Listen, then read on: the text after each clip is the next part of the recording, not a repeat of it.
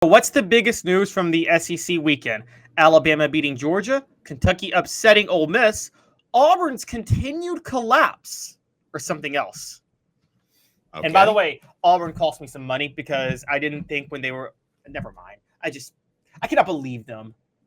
Well, here we go. I think it's hands down.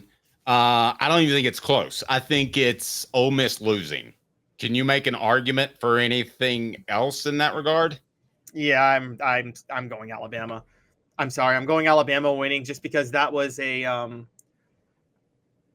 I have to really reset the clock on my thoughts on Jalen Milroe and this offense after watching that game and the mental toughness that he showed, the mental toughness that a 17-year-old showed, balling for them, and also just that type of game is why you live for college football. It's everything that's so awesome about college football. And also, the reason I say it's the biggest story is maybe I was wrong, and maybe the regular season intensity didn't die off with the expanded college football playoff. Somebody would like to say I told you so, but I'm not that type of person. I mean, that was intense. And yeah, you could tell they both realized that they needed to win that game just to at least have breathing room for the playoff. Yeah, that was pretty good stuff. I didn't see anybody saying, oh, we can just go back. Now, there were some post-game comments about that, certainly, but I did not get that feel that, oh, just lost a regular season game. No big deal. So let's go ahead and get to it. Cooper Mays will tell you what to do. Cooper Mays here. Hit like and subscribe. Thank you, Coop. I appreciate that. And let's go with what down? Coop here. First down. Thank you, Coop. Oklahoma, NC State, both win. That was a big win for Oklahoma. NC State won as well. So we wake up on a Monday or Sunday, and you look at Tennessee and their schedule, and it looks a lot better than it did on Friday. Certainly. And that was one of my biggest takeaways was Tennessee's schedule. And this is a big reason Tennessee won the bye week. We talked last week on how 10-2 might not get Tennessee to the playoff. But Oklahoma surviving Auburn, NC State beating Northern Illinois. And yeah, it was an ugly win over Northern Illinois, but Northern Illinois did beat Notre Dame. All of a sudden, Tennessee can claim, as of this moment still, that those are two quality wins, particularly with the way they beat both teams because they beat the brakes off NC State, and they could have beaten the brakes off Oklahoma if they wanted to. True. Oklahoma, Tennessee is very fortunate that Brent Venables totally mishandled that quarterback situation. If he knew that Jenkins was that good, is it Michael Jenkins? Michael Hawkins. Michael Hawkins. If he knew that Michael Hawkins was that much better than Jackson Arnold, he should have started him in the Tennessee game, or he should have started him at the beginning of the season. We have knocked on Josh Heupel before about his selection at quarterback, i.e. Milton over Hooker or i.e. Milton over Iamaleava, but there's just no excuse for that. That guy's on a different level. You could have taken your lumps against lesser teams earlier on, and Tennessee would have faced a much more difficult foe had Hawkins been the guy in that Tennessee game. But that's history. What down, Coop? Cooper Mays here.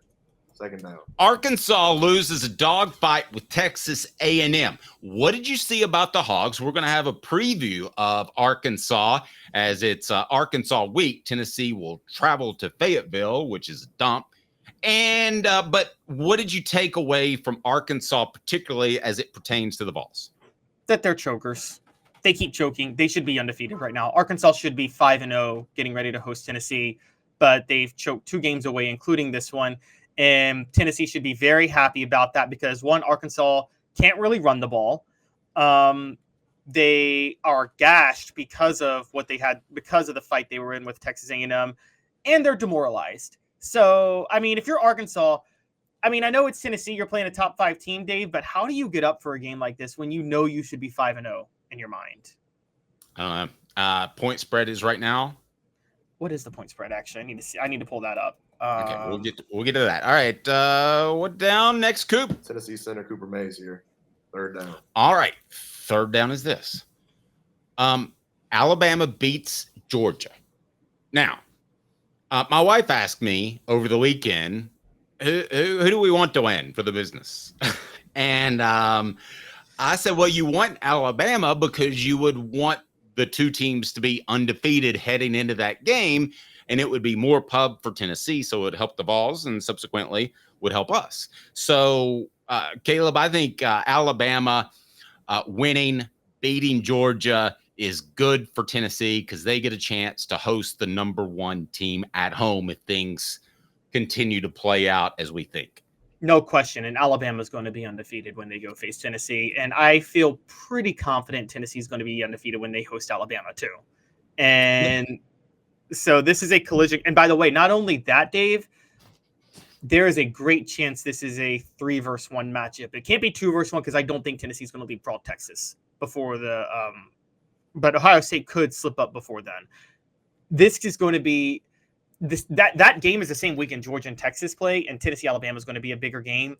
And the other huge part about Alabama beating Georgia is this: if Georgia had beaten Alabama, Tennessee could.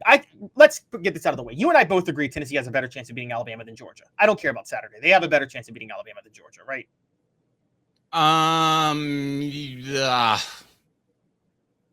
Well, okay.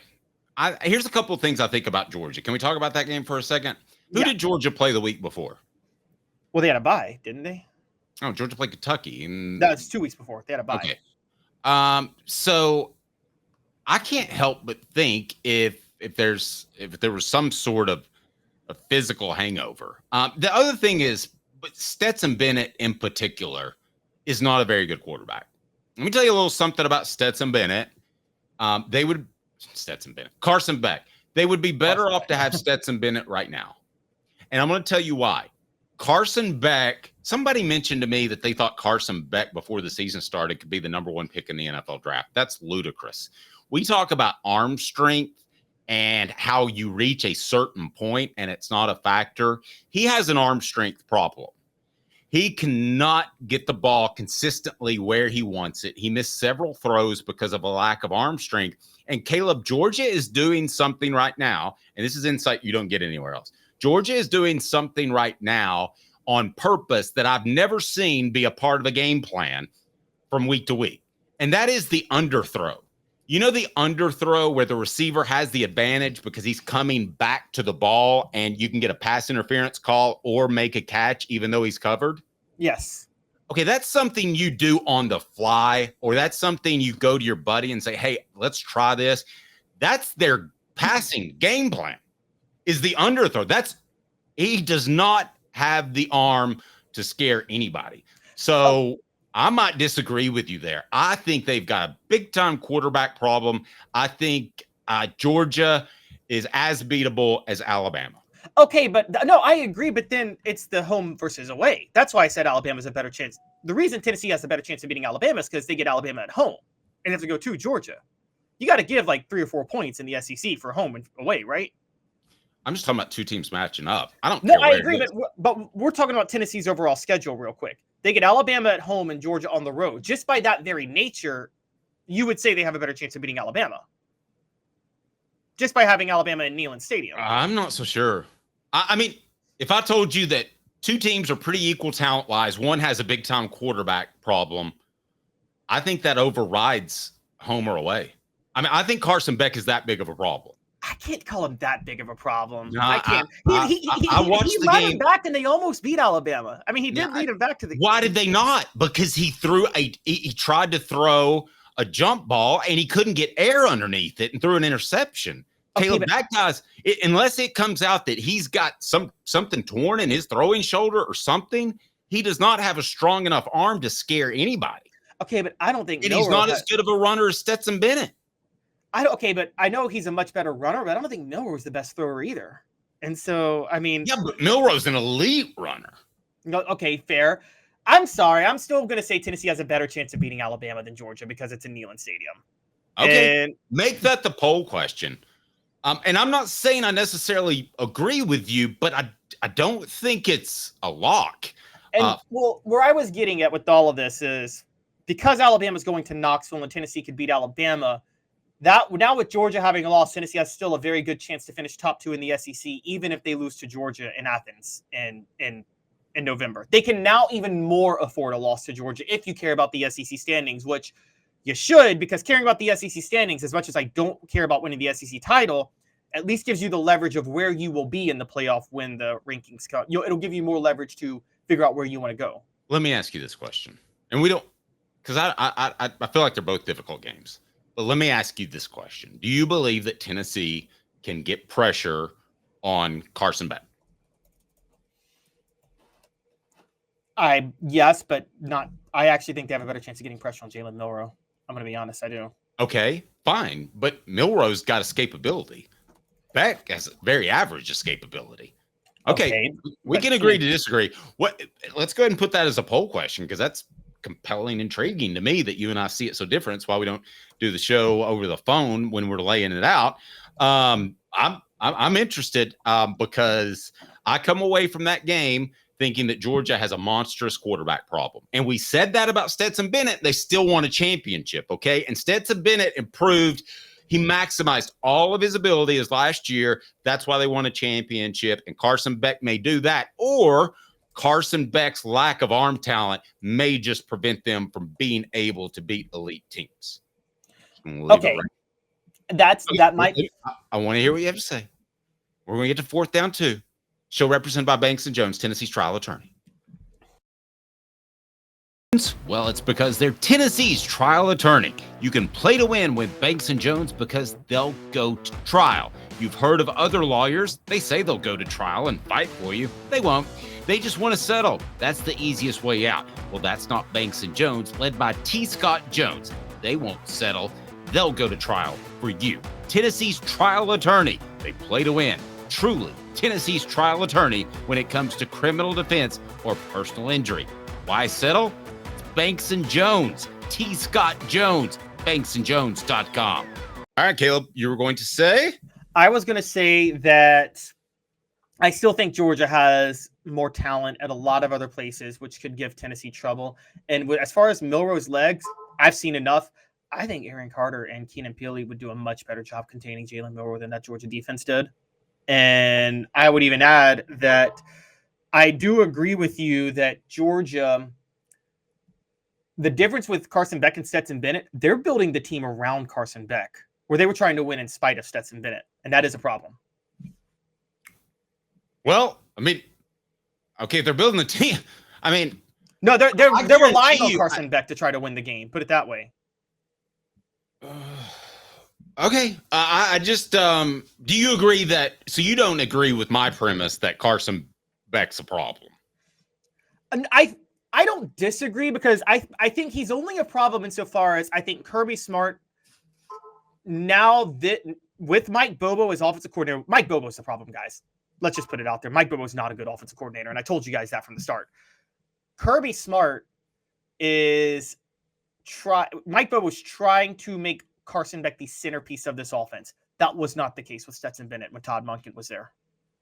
Okay, no, I agree, but that's the problem. Okay, he has an arm problem. I'm just gonna leave it there. He doesn't have the arm strength. Quinn Ewers, Nico, Arch Manning, who's got an amazing arm. Did y'all see him on Saturday? It's not the upper. We don't fall in love with the arm. Okay, you have to have let's say a B arm to be able to play. After that, it's kind of icing on the cake. Totally agree. But I don't think he has a B arm. I think he's got a high school arm. All SEC center Cooper Mays here. Fourth down. Made a face. I don't know if you agree with that or just. I just don't think he has a good arm. And the one long touchdown pass, by the way, was way underthrown. Way underthrown. And Kirk Herbstreit said, "What a great throw!" And at one point, Kirk Herbstreit too said, "There he is," and he underthrew it. Anyway, I'm done. Ole Miss is not Carson a threat. Beck or Rick Clausen, stronger arm. Well, Carson Beck. Ole Miss is not a threat in the SEC race. Yes, this is a big benefit for Tennessee. I told you even though you don't care about the SEC championship, where you land in the SEC is relevant. So you want to eliminate threats where you can. Ole Miss is no longer a threat. Ole Miss still has to play Georgia. That's going to benefit Tennessee either way, whoever loses now. So this loss to Kentucky is a huge, huge boost to them. Also, I mean, we'll talk about this later, but I mean, is this a sign, given how Lane Kiffin threw this team together, does the team come undone? I would tell you this. If this was the old system where just 2 teams make a championship game, yes.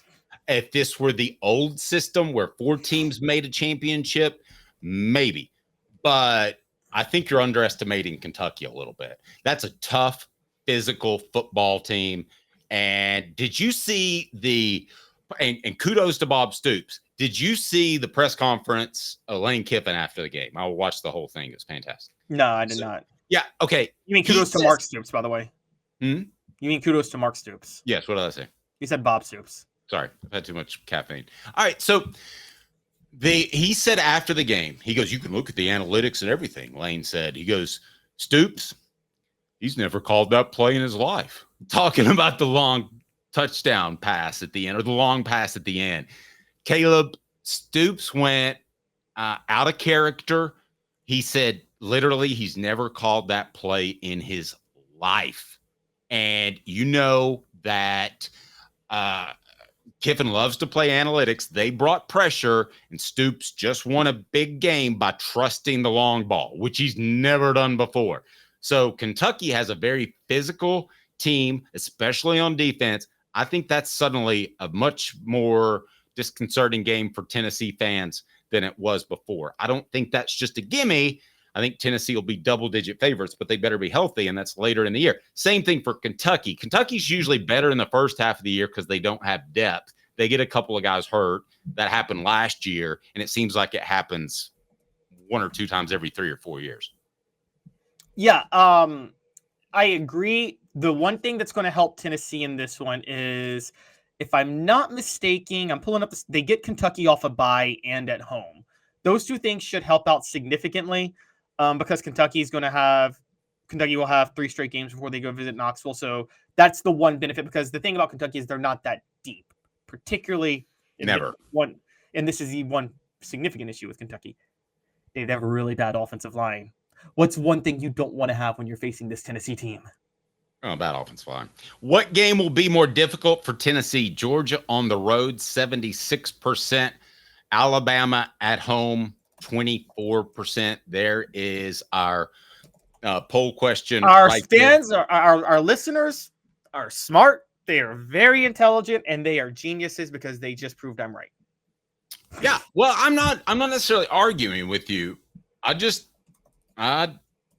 think that overall Georgia is a better football team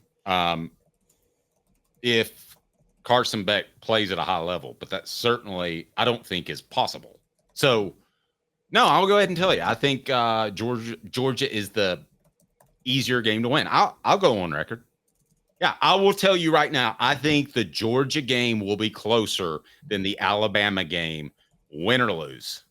If Tennessee were to lose both those games, I think there'll be more in it against Georgia than Alabama, because Jalen Milroe can do some crazy stuff. By the way, a bunch of people asking you to eat crow about Jalen Milroe, and I know you're willing to do that. We both are. So so I'm going to give you that opportunity.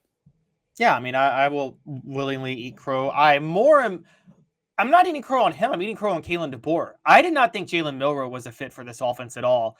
And Dave, this is the mark of a good coach, right? Is when you have a system, you have a quarterback that's not a real great fit for the system, and you completely tailor your system to that quarterback and make him look amazing. That's what Kalen DeBoer is doing, guys. In case you haven't noticed, and Dave, you tell me if I'm not noticing this, Jalen Milroe is still a first read guy, right? He's not going through his progressions. Yeah, I don't think you're necessarily wrong.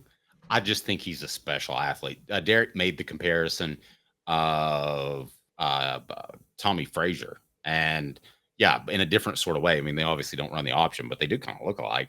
He's just a monster. I don't know if he'll be a good NFL quarterback or whatever, but he changes the game, and I don't think there's any question about that.